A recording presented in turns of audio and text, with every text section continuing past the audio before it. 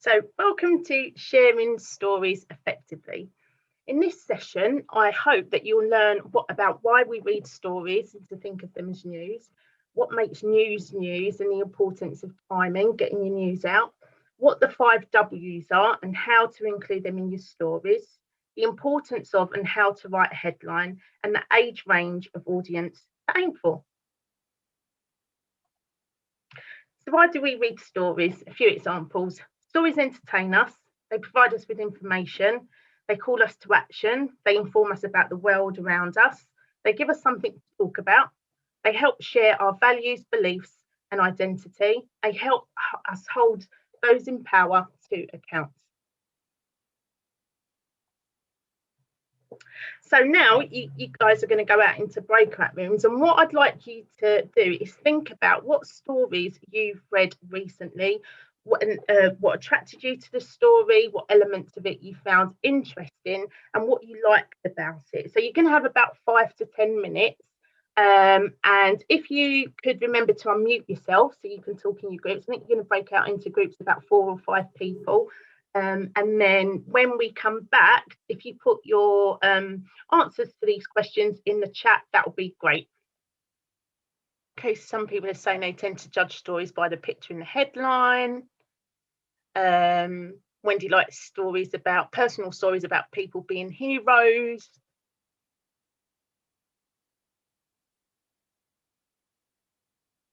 As a reader, you can be part of a story and become emotionally engaged with it.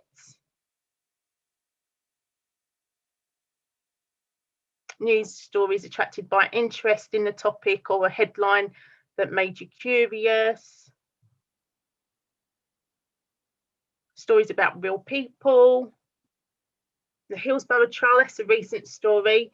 Leo's found comfort in that, and others shared their feelings of outrage. David likes Dominic Cummings' story of the early days of the pandemic.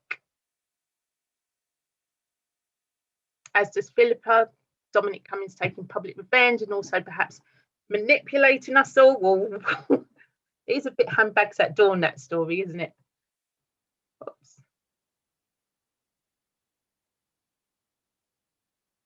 Interesting plot. Okay, bear with me.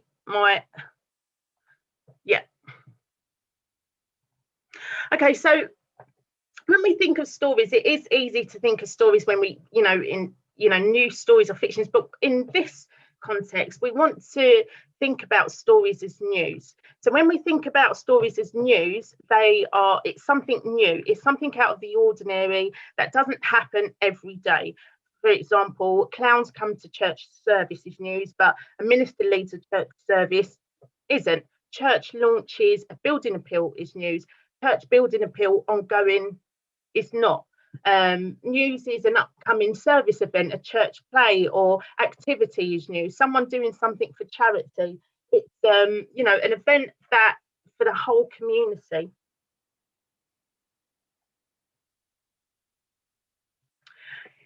Church special church accomplishments like a church turning 100 is news, or somebody doing a voluntary charity walk is news. A story of faith or life transformation or healing is news. An activity which relates to national issues such as the work of a food bank based at a church is news. It's something local.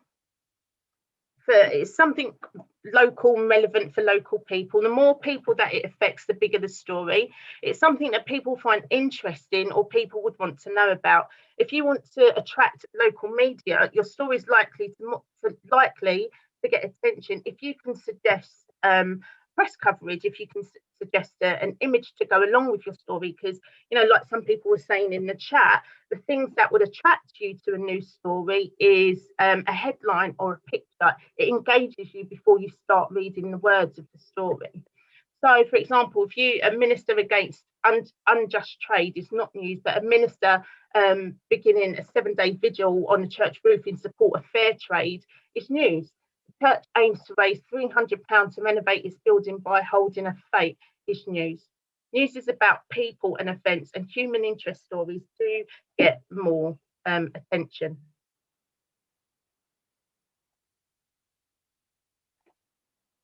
oops. So something else that is really interesting is timing. Sometimes timing's really, really important. If something happens in March and you're sharing your news in May, it's not news, it's old news. You really want to get your news out at least 2 weeks before an event happening, or at the most a week after. You know, I write news update. That is the national e-newsletter for the URC. And sometimes, particularly over Christmas time, somebody will send me a story about something that's happened Christmas in January. But by January, Christmas is old news. It's already happened. We're not gearing up for it anymore. It's already gone, you know. So we want stories about Christmas, for example, before Christmas, so people know what's happening. So ideally, if you've got something coming up 2 weeks before, because if you're also aiming to get your news in the local press, they've got deadlines. So you want to give them notice that it's happening, so that they can say, right, we'll send a reporter down, you know, when the event's happening. It's good to give them notice. So timing is everything. So the 5 W's. 5 W's, there's actually 6 things here. Sorry, I'll stop doing that.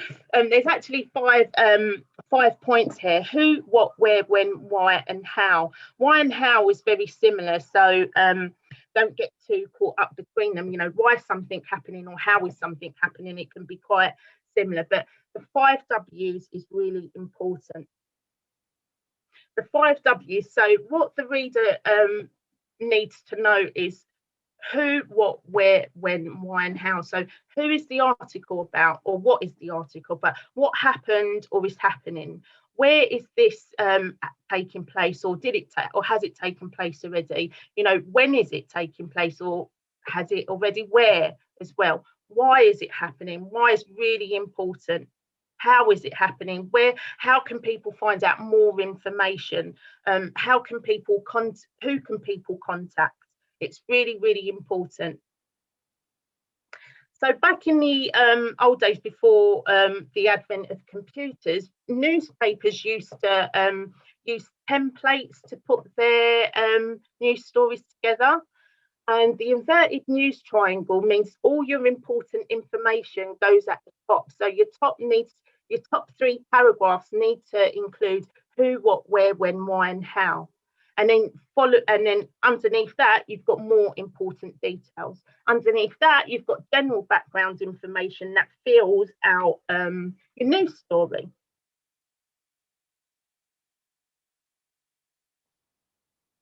So can I have Sam, please, read out this example? Of course, here we go. So a creative 21-year-old has used her talents to make low-cost activities for families in her community. Has gained October's Lundy Memorial Award from the United Reformed Church's Children and Youth Work team. Amelia Turner was nominated by David Dick, an elder at Roker URC, in the URC's Northern Synod, for her ongoing contribution to the church's outreach work, Roker Life. Having graduated with a first-class honours degree in photography from Sunderland University this summer, Amelia has supported numerous school holiday clubs and isolated elderly people through craft, exercise, and other classes based at the church. She has also produced inspiring videos, see below, to encourage children and their families to engage in home-based creative activities, and is now focused on a new photography project to record encouraging experiences of families the church is linked to. Amelia hopes that this project will create a historic print of life as it is and can be. Thank you, Sam. Okay. So what we can see, if we use the 5 W's, we can tell who this story is about is Amelia Turner. She's aged 21. What? She's gained October's Children and Youth Works Lundy Memorial Award. Where is she situated? She's situated at Roker URC in the Northern Synod. So even if somebody in Scotland is not interested in what's happening in that area, the people in that area will be interested because it's local to them. And the church can share that news on their website, on their social media channels, and gain the attention of their audience. When did it happen? In October. Why?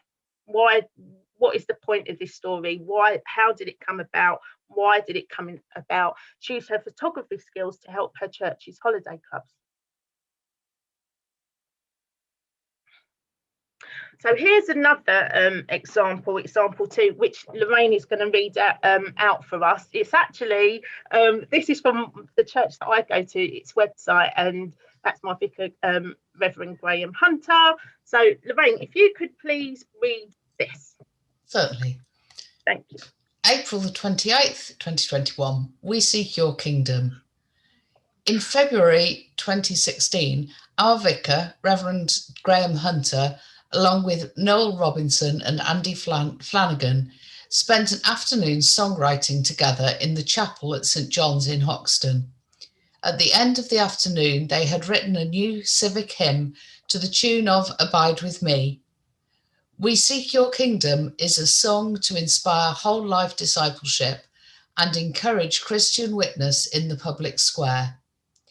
Our vicar, Reverend Graham Hunter, has written a guide for discussion groups or personal study. You can download this here. In 2021, the London Institute for Contemporary Christianity, LICC, commissioned a new recording and music video for the song, and have also helped to produce a range of resources to accompany the song. You can access these resources here. The Church of England have decided to use the song as a central theme for this year's Thy Kingdom Come Week of Prayer. Okay, thank you, Lorraine. So if people could use the chat again and just put in the chat or try to fill out the who, what, where, when, why and how of this story. I'll go back to it.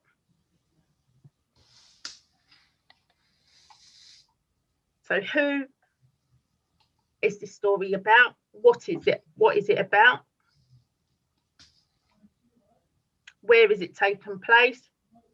When did it take place? Why / how has it come about?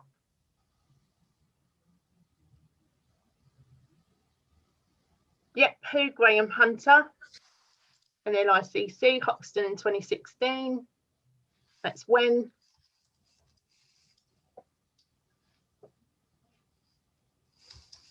What is it about?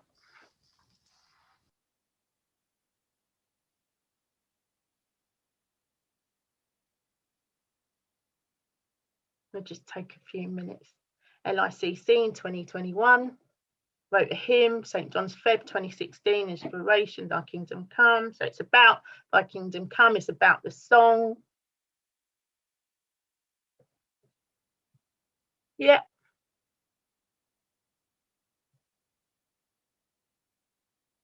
Oh, vicar. It's about whole life discipleship. Thank you. It's about a song, a public square. Has had a song published, Hoxton 2016 and 2021, song and resources which accompany Week of Prayer. Okay, great. So for me, I think this story could have been written quite differently. So, you know, we were talking about timing and, you know, the 5 W's. So it's dated April 28th, but he leads with February 2016. That was 5 years ago. That's not the most important information in this story. You know, the point that the LICC has commissioned a new song, a new recording and music video is coming after news saying that the you know, that he wrote the song in 2016. It's way down. That's one of the first things we want to know. Thy Kingdom Come was last week.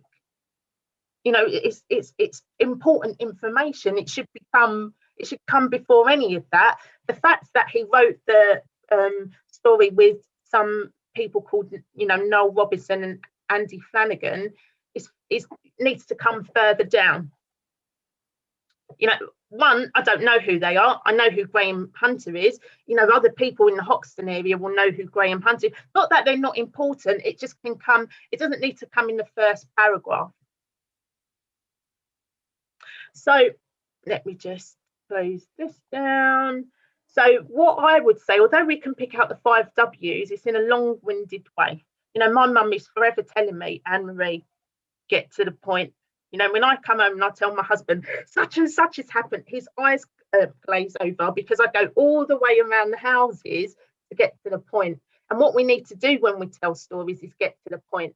So for me, in that that story that was on my church's website, the core message that a new recording and video to We Seek Your Kingdom Come, a civic hymn written by the Rev. Grain Hunter and co, to the tune of Abide With Me, is being used as part of this year's Thy Kingdom Come theme, has been lost.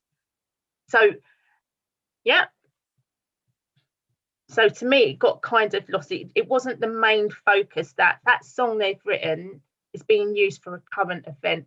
And by the way, what we read here, all of that was 156 words.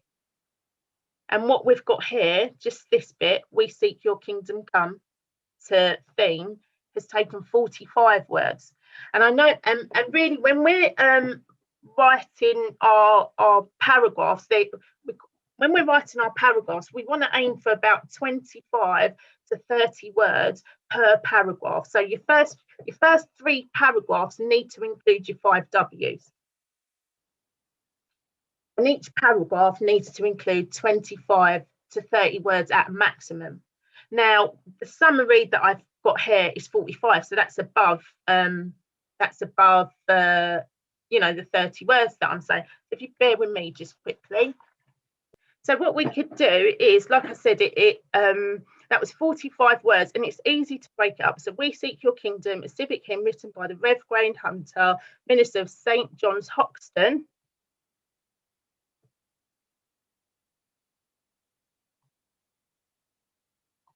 Is being used as part of this year's Thy Kingdom Come theme. So that's your first paragraph. That includes, I think that was 31 words. So we could say Graham co-wrote the song along with Noel Robinson and Andy Flanagan to the tune of Abide With Me. That's your third paragraph, so that's what's happening. And then in our third paragraph, we can say the LICC commissioned a new recording and video of the song, etc. And that's your 3 paragraphs, and that's your basis of your news story for your website. And then you can just, and then for your social media platforms, you can just use the first paragraph, which was 31 words, and say read more about this here, and then link back to your website. Okay, let's go back here. Right, so another important part of stories is headlines. Headlines are really important. They give the reader a snapshot of what the story is about. As some people have already put in the chat, that is some of the headline is what draws you. So a headline and a picture, for example. Not all news stories, when you think about reading, I don't know, the Sunday Times, Guardian, the Daily Mail, you know, whatever you read, not all stories come with a picture. So, and that's where the headline screams at you what the story's about. The headline needs to be quite succinct, and it needs to include at least one of the 5 W's. Primarily, what is this story about? For local media stories, what they usually do is they include the area. So it's, for example, a church story in Maidenhead wouldn't be suitable for a Saffron Walden newspaper. And if the newspaper's called the Saffron Walden Times, they would narrow down the area to, you know, well, if I think, yeah, they would just narrow down the area so that it would be more relevant to those people in that area, so that people know where things are taking place. You know, I live in Hackney, for example. If I got the Hackney Gazette, it would tell me that something happened down at Lower Clapton Road, for example, or Shoreditch or Old Street. It covers different areas, so it just makes it a bit more relevant. And it also lets the local media know that this story is relevant for their patch. So a few examples: Woodland Bearers Church wins community award and 2K prize. That tells you that this church has won a community award and they've got a 2K prize, £2,000 prize. Hoxton Church offers people a place to face feelings after a year of COVID. We held a garden of lament in our church garden for people to, you know, share their feelings. We had different boards, people could tie ribbons to railings and stuff like that. I think the Salisbury Journal headline could have been written a bit differently, but it could have said something like Salisbury URC COVID fundraising appeal reaches tens of thousands in hundreds of pounds, for example. Don't know if anyone has read about the URC vaccine appeal, where people have been able to express their gratitude for their vaccine by donating money, sort of thing. Well, the last time I checked, it was actually nearly £25,000. That's big news. St James URC in Buckhurst Hill was reopening. It's news. Stockport Sierra churchgoer undertakes charity water walk for, maybe they named the name of the charity. That's great news. It's new. One of my favourite recent stories was a time capsule from 1876 that was unearthed at a URC primary school in Wales. Brilliant. I felt so excited. I would love to have found a time capsule. It had like coin. It was amazing. COVID-19 test. It's now being offered at unlikely location in Nuneaton. So some churches have been using their premises for COVID testing stations. It's great news for the community. Let's see. Bredbury woman to celebrate 105th birthday. It's great. 105 years old. It's amazing. Knitting group efforts for Operation Christmas Child. I've been working on some stories recently where you know, kind-hearted knitters knit hundreds of blankets for an African charity. You know, we've had young people gain a Lundy Award for helping vulnerable people during the pandemic. We've had a nurse gains recognition for helping to battle COVID on the front line. It's all news. You know, it's like somebody said in the chat, they're interested in people stories, human interest stories, because we can all relate to them. Sometimes we read stories and we can see ourselves in them, or they're just interesting. With these charity walk stories, and you know, it makes you think I can do something like that. You know, I've read charity stories and I thought, I'm going to do a cycle ride to Brighton. Never again. I'm still recovering. It took me 56 miles and 8 hours to cycle from London to Brighton. I couldn't even sit down on the saddle. Never again. Sorry, you know, but it's all news. Remember what we were saying, it's new, it's different, it's something happening. So the audience, let me just on the time. So the audience, when we're thinking of writing stories, I know when I started out writing as a journalist, when I was training, how I would talk to you wouldn't be how I write. You know, we get formal, we get complicated, we get long-winded, we go all the way around the houses instead of getting to the point. And to write a good story and share it effectively, we need to think with the reader in mind. Somebody once told me, hard writing makes for easy reading. So the more I struggle with a story, trying to get it to be easy to understand, the reader's going to understand it more, because I've wrestled all that just trying to write it. So hard writing makes for easy reading.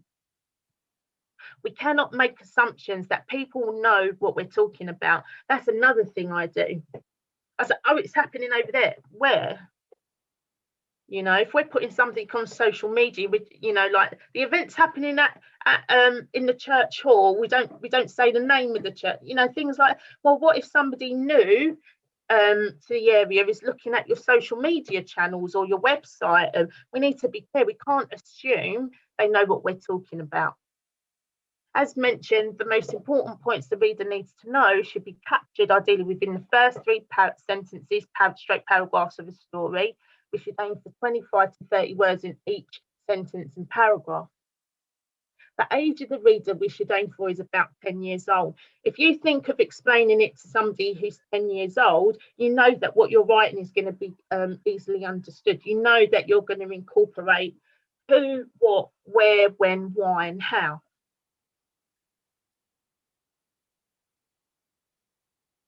That way we can make sure that our writing is clear, it's easy to understand, and it's to the point. How do we make sure our writing is clear, easy to understand?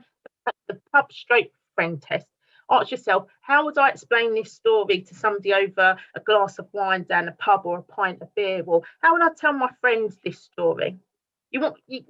Apart from me, who goes all the way around the houses, you'd get to the point, you'd say, guess what? What? Such and such happened. Where? Over there. You'd get to the point, you'd get to the details. And that's sort of what you want to get to when you're writing stories. You don't start going, well, in February 2026, I got together with Noel and Robinson and we decided to, you wouldn't say that. You'd say, guess what? What? The song I wrote is getting used for Thy Kingdom Come. Get to the point. And that's kind of what we want to do when we get to the story. The way you would tell a friend is the way you would write your story. I'll just see if there's any questions.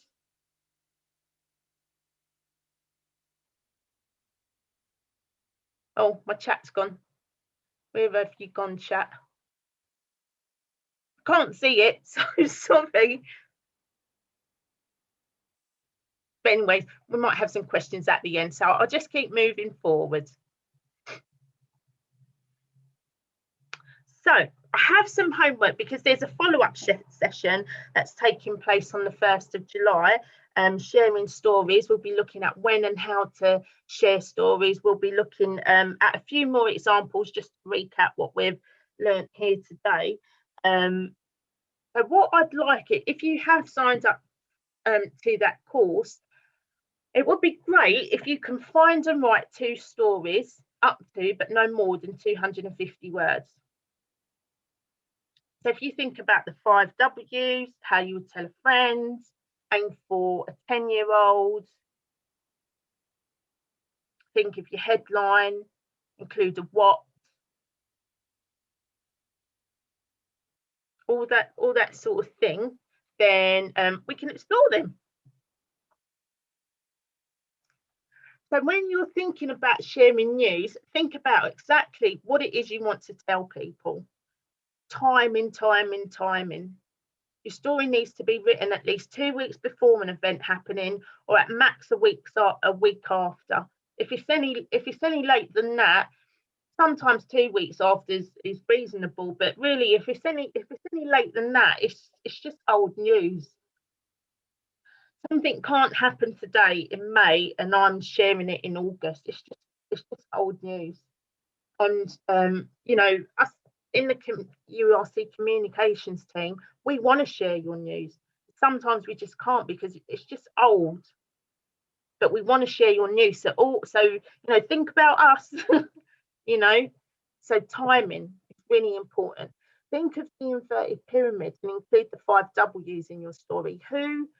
Who's the story about? What is happening? Where is it happening? When is it happening? Why is it happening? How is it happening? How can people find out more information?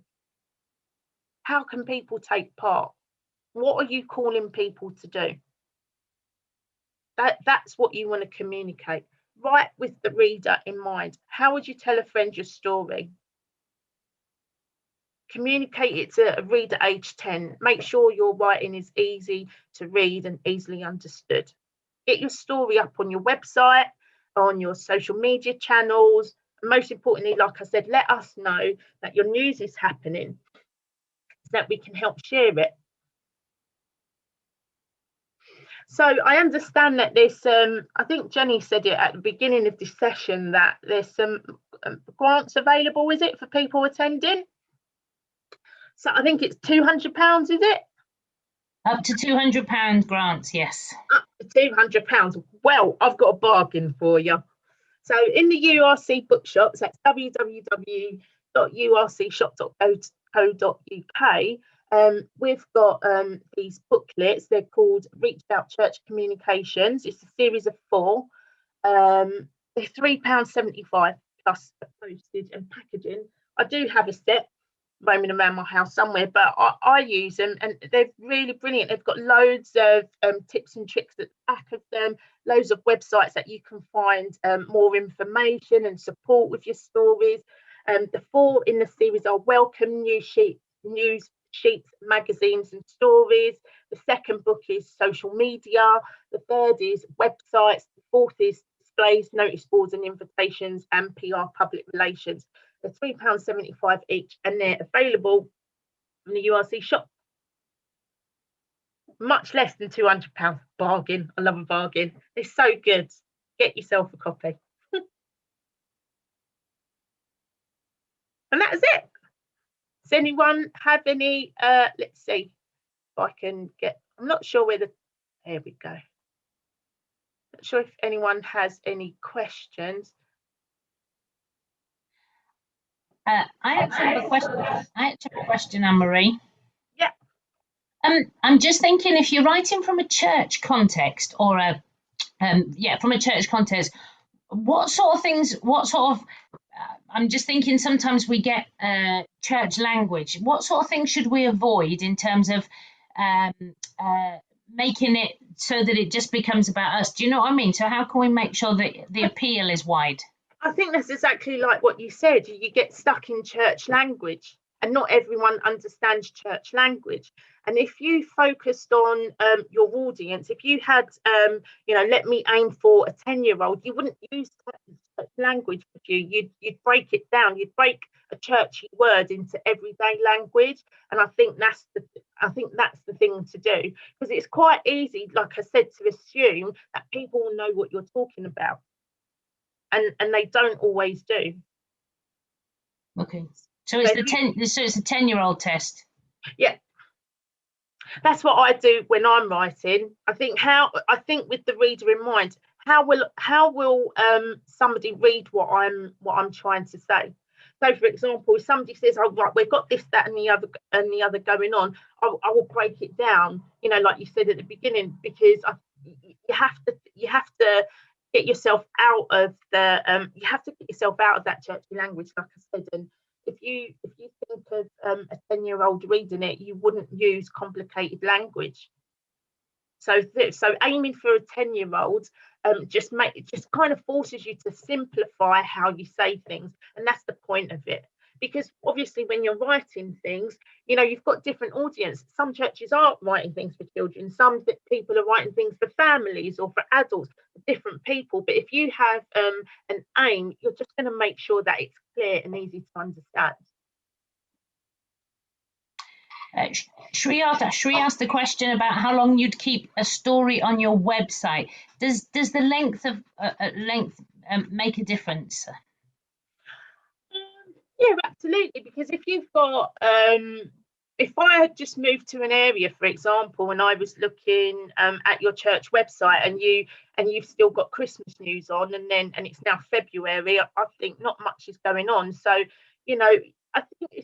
I think what you need to do is we can set how long we want something to be on our website for.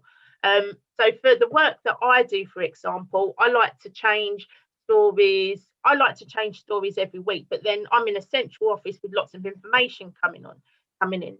So I think 1 to 2 weeks is fair enough. Because if something's happened 2 weeks ago, 2 weeks later, it's old news, isn't it? If it's something like our church is celebrating its 100th anniversary, that's news that can last a bit longer, like even for the whole month. This is what happened this month. You see what I mean? If somebody's done a charity walk at the beginning of May, people are looking at your website for news. So, you've got to kind of think, well, some people are going to keep checking on our website for updated news. And if you keep coming to see the same thing, it comes across as old. Do you see what I mean? So as much as we think of timing in terms of 2 weeks before an event, at least 1 week after, kind of want to have those 3 weeks in mind as well when we're posting news, and when we're gonna not make it so high up on the news or blog section of our website.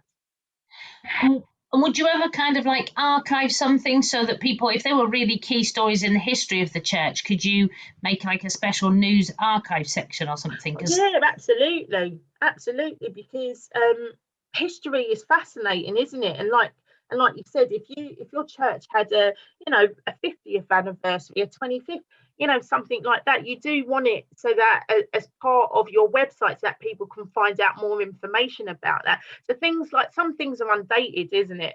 Like a history about the church, you wouldn't want to take that down because you'd want somebody to be able to read that. And you can, I'm not a website developer, but you can, create sections where people can find those news and, like you said, archive them. Absolutely. I think that's a good idea. Lydia's made a comment about taking down YouTube videos. She appreciates not quite the context, but about leaving videos on YouTube if people are leaving up live streamed things, because the context is 2020 and then goes on and on and on. Do you have any thoughts on that one? Kind of. I think it would be something to take down, because if loads of churches were forced to start live streaming services because of COVID. And if you've got a church service, what are we in May 2021, and you've still got your service from May 2020, it's no longer relevant, is it really? So I kind of would take that down off the webpage, but obviously it's still available on your YouTube channel for reference for your own staff, for example. But I wouldn't have it on my news page. On my news page, and if I think with the reader in mind, I want to keep fresh information up, as fresh as possible. And I think it's important for people to set their agenda, because, for example, I sit in a national communications office. So I want my news to be, every week, every 2 weeks, I want fresh stuff up on there.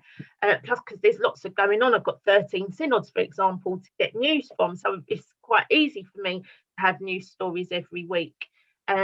But for the church that I go to, it's small. They're not going to be able to do that because, one, we've had COVID and people haven't been able to get out as much. So things that would have happened haven't been happening. So they might, update their news once a month, for example. So it's up to us to set our agenda, but to be consistent with the agenda that we set. Can't hear you, Jenny. I just realised that. So we have a question from David about, is writing for the web different to writing for print? Because some churches have just monthly or even quarterly newsletters as opposed to maybe a website. Is writing for the web different for writing in print?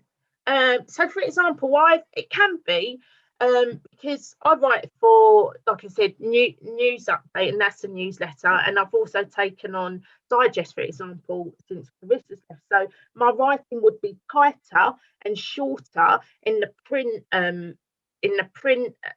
publications, in the print newsletters, than they would be on the website. For example, on a website you can scroll down. In a paper-based information leaflet, some of the stories it would just be far too long.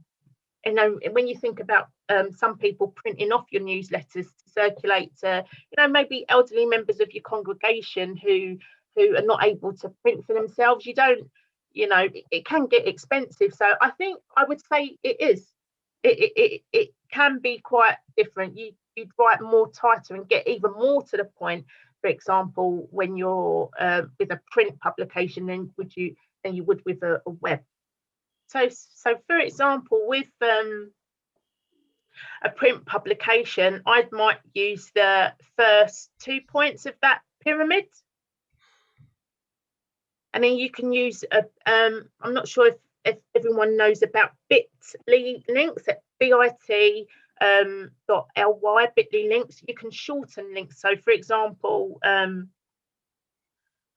let's see, Vicar writes Song for Thy Kingdom Come. I could shorten that link to say something like, like Hoxton song, for example, so that it's easy for somebody to remember to type in their browser so that they can go back to your website to read further information.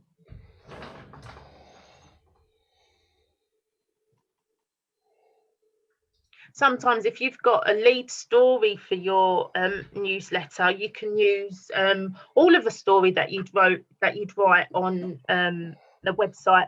When I worked for a local newspaper, what we would aim for is 300 to 350 words up to, because sometimes it's quite difficult to reach that, and then you fill it with unnecessary information, and there's different sizes. You'd have what you'd call a lead story, and then if you think of a newspaper, you've got, you know, quite a large article, and then you've got little columns with brief information, isn't it? So that way it can be different what you write for a website and what you write for a print. Like you could choose a couple stories to have all the information, for example. Thank you.